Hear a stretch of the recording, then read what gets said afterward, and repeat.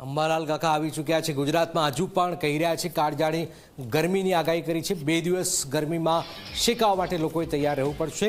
હાલાકી 29 એપ્રિલ બાદ ગરમીમાં ઘટાડાની પણ અંબાલાલ કાકાએ આગાહી કરી છે। મધ્ય ગુજરાતમાં પહોંચે તો 43 થી 44 ડિગ્રી, ઉત્તર ગુજરાત 42 થી 43, અમદાવાદમાં 43ની આસપાસ રહેશે તાપમાનનો પારો। ઉત્તર ભારતમાં હિમવર્ષા અને મેઘગર્જનાની પણ આગાહી કરાઈ છે।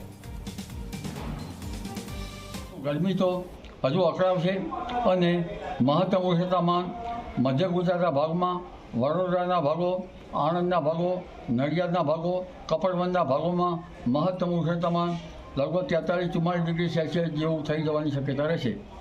આ ઉપરાંત ઉત્તર ગુજરાતના ભાગોમાં પાટણ, સમી, હારીજ, બેચરાજી, મોઢેરા આ ભાગોમાં મહત્તમ ઉષ્ણતામાન લગભગ 42-43 ડિગ્રી સેલ્સિયસ જેવું થઈ જવાની શક્યતા રહે। હિંમતનગર, સાબરકાંઠાના ભાગોમાં પણ મહત્તમ ઉષ્ણતામાન 43 ડિગ્રી સેલ્સિયસ આસપાસ રહેવાની શક્યતા રહે।